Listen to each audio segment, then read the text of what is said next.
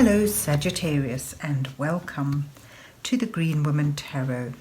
This is a reading for you for the first half of February 2021, and so that's from the 1st to about the 15th of February, and it's a general reading just to see what sort of energies are around you at this time, to see what's on the cards for you.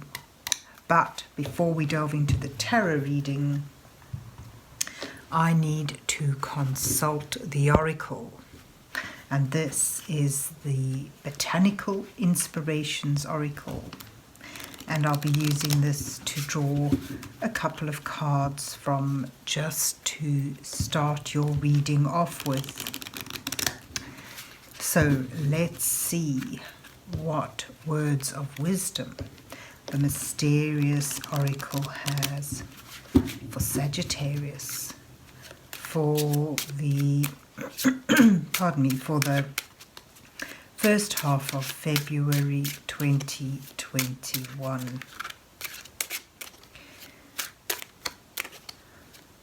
What messages are here for Sagittarius for the first half of February this year?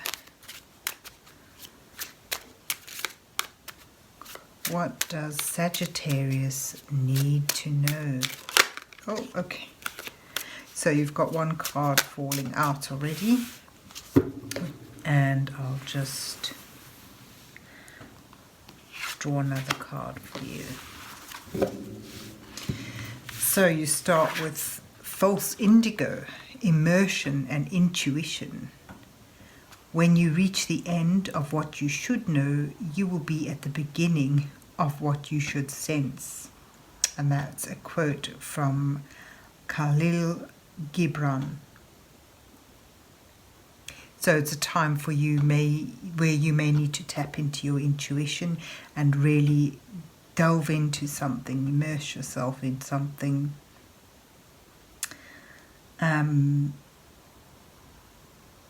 It seems to be about getting to know something so well that it's intuitively there, like, you know, that knowledge, that skill is almost like a second sense, intuition, that you're able to do it without thinking. So it's sort of really immersing yourself into something until it becomes a part of you.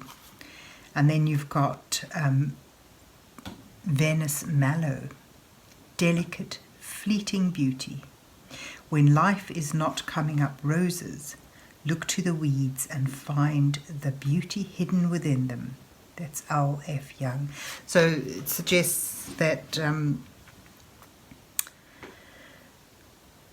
even through difficult times, if you look around, if you focus on what's good, you know, you may find beneath the surface of things that there are small blessings around you at this time. And even if they're just brief, it sort of lightens your path for you, lightens your day. So there you have intuition and immersion and a delicate, fleeting beauty. So let's see what else we find in your reading. Let's see what's on the cards for Sagittarius for the first half of February 2021. What messages are here for Sagittarius for the first half of February this year? What does Sagittarius need to know now? So I'm using the Dark Mansion Tarot today, and I'll do an 8-card spread with it. And the first two cards, will present you where you are now, or represent you, your situation. And then the next two cards highlight the challenges that you face at this time. the prevalent energies around you. And then the next two cards will offer some guidance from Spirit, the divine energies guiding you. And then the last two cards will reveal your possible outcome. These cards are a little bit sticky to shuffle. Oh, but they do feel nice. Okay, we'll start with these then. You've got the Seven of Wands and the Sun. That's interesting. That's almost like your oracle cards there. You know, difficulties, but hidden within them bursts of joy and happiness, beauty, even if it's fleeting. Right, your challenges are the Five of Cups and the Wheel of Fortune.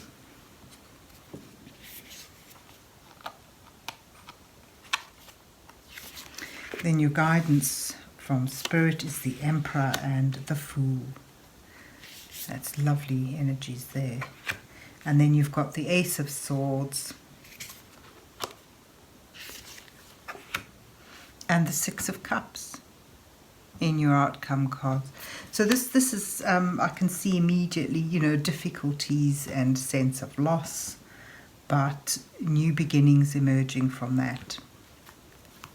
You've got the Knight of Pentacles at the bottom of your deck as well. He suggests that, you know, focusing on something that you can build up, take the practical steps towards a goal is going to bring you that renewed sense of stability and security that perhaps you feel is lacking. But where you start off here, the Seven of Wands suggests a challenge or many things challenging you. It sort of shows, oh gosh, you can see the little hands holding the sticks. This is about standing your ground, holding your position, because you are in a strong position to win out on a difficult situation, whether these challenges are obstacles in your way, circumstances, or whether they are competition from others. You know, you're in a defensive position, you feel it under attack, but you're standing your ground, you're strong enough to see this through.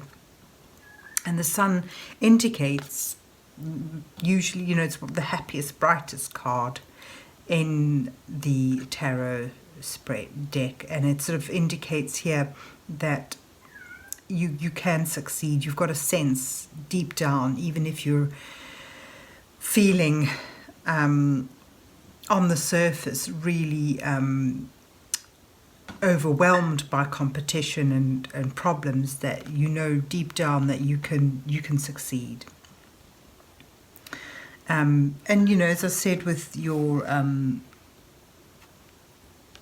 oracle cards here, this sort of Sun can indicate that fleeting beauty, that bursts of joy. So it sort of shows that you're struggling now with something, but you're on top of it, really. You're getting on top of it, and in amongst this difficulty, there's small things that are bringing you joy, and that can give you that sense of hope and that feeling, that intuitive feeling that you can win.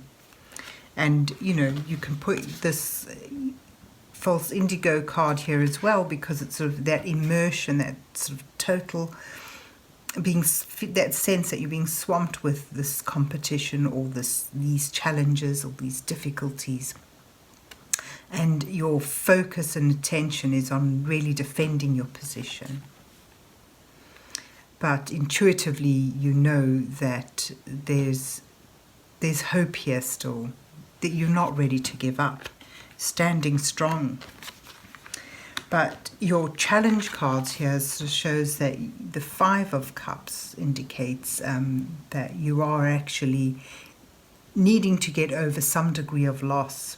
The Five of Cups represents that disappointment, that mourning that you go through when you lose something dear to you. It needn't be a person. It could simply be, you know, a position or a dream that's disappointed you, that hasn't come to fruition. And the in a challenge position, especially the Five of Cups, reminds you that although there's a sense of loss around you, and that's indicated in the cups that have fallen over and spilt their contents, although there's this loss around you, or sort of that deep within you, that sort of really sort of holding you back in many senses, there is still hope. There's still something worth salvaging here. And there's your challenge is to sort of find that, tap into what's happy around you, tap into what's positive around you, and allow that to sort of lift your spirits a bit in order to put you in the right frame of mind to seize what is still there and work with it, to sort of like find that joy, find that positivity, and allow yourself to see the potential, the joy that is potentially there. To look on the bright side, I suppose. And, you know, with the Wheel of Fortune in your challenge position, it sort of suggests that there's a change, there's a transitional stage that you're entering now. And you really need to feel this joy of a new beginning emerging, but you're struggling to, because there's a lot of struggle around you, there's a lot of the sense of loss around you, and that sort of draws your focus away from the positive side of things, from the positive feelings and aspects that come with this change of fortune. So your challenge is to see that change of fortune, embrace it, go with it, and allow it to take you on to new beginnings. And talking of new beginnings, you've got here in your guidance cards the Fool, which is all about a new path, a new beginning.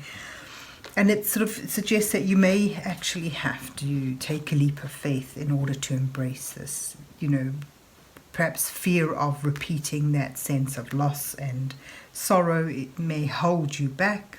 You may be feeling a bit too cautious right now to really go for a challenge or take a leap of faith. But there's your guidance card suggesting that, you know, with a bit of faith you can start on a new path, a new beginning, with a sense of joy and happiness. That sort of sorry, this deck is quite funny for me. Sort of the Fool is this sort of indicates the innocent trust that things are going to fall into place. So it sort of suggests that you may need to take a leap of faith and sort of like go for an opportunity that arises with a sense of adventure and innocence, and to try and enjoy it and find the fun in it. And you have the Emperor as well, sort of suggesting that with careful planning and strategy, you can become very successful in this. Whatever this endeavor is that is presented to you in this change, and you know, even if you're already there and you're fighting for your position and you're standing your ground, you can build it up into something that is solid, secure, and stable. But it requires your watchfulness, your you know, the Emperor is about strategy and planning and structure. So, you know, you could argue that between these two, there's quite a juxtaposition. This is just leaping off with a sense that everything is just going to fall into place, and the Emperor, on the other hand, says, well, there is some planning needed, there is some strategy needed. You know, the more you plan and strategize, and the more you discipline yourself to work hard at this and build something up, the bigger the rewards will be. But, you know, perhaps balancing these two energies out, a bit of playfulness, a bit of enjoying it, and you know, taking a bit of a chance, although not being foolish, not being daft about it. You know, sort of keep some sense of planning and foresight as you go to make the most of it. This sort of really brings in the Knight of Pentacles. This is about taking your time to build something up. And it suggests that the more you lay down foundations, and the more you focus and put your energy and effort into the work, the practical steps that you need to take to build it up, the more successful it will be. The Knight of Pentacles suggests, you know, building this up is going to be a slow energy, but one that's well worth it, that has rewards that bring you security and stability, and a sense of value around you. You know, and that's sort of that immersing yourself into it, you know, really putting the effort in, and striving in a productive, practical way. And, you know, the Fool here, to me, he generally doesn't speak of intuition, but that's the sort of sense I get today's. That's that intuitive energy, that faith, that you know, just taking a leap of faith, and not blindly and foolishly, with some strategy and planning, but believing that you can do it. So if you're able to do all that, it brings you to solutions, success. You know, the Ace of Swords cuts through difficult knots, difficult ties, and brings success. So, you know, whatever your endeavour is, it bodes well for success here. The Ace of Swords brings clarity and solutions. If this is a problem that you're trying to work through, the Ace of Swords suggests that you'll find that solution. There's a lot of dawning, a lot of new beginnings in your cards. If you look, even in this card, there's a new dawning there. If you look at the lighting there, it's sort of like a new day starting, and here as well. And with the Ace of Swords, it sort of shows that things are going to brighten up. Clarity's on the way. And it brings you as well back to a sense of who you once were, before this trouble began, before this grief and this loss. Sort of, it brings you back to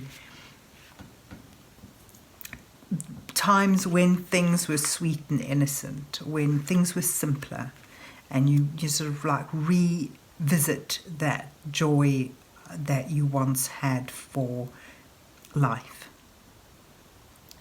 The Six of Cups is about happy memories, and sort of, you know, at the end of your spread, it suggests a return to that. And it's maybe a simple happiness, a simple joy, but it's one that sort of lightens your path, and there's a lot of light rising up in these cards. So it's sort of, I get a sense that although things may be difficult at the minute, struggling with, you know, holding on to something, struggling with keeping your position, and dealing with a sense of loss, there's a change of fortune in the air for you. And it's, you know, up to you to seize that moment, to seize the day, and make the most of it, build it up as strong and as big as you can, and, you know, to work towards this success, this clarity, and it'll bring you ultimately back into that peaceful, happy sense of simple joys in life. So there you have it, Sagittarius. I hope you enjoyed your reading and that it resonates with you. And if so, please remember to hit the like, share and subscribe buttons, and then have yourself a wonderful start of February. And God bless you till we meet again.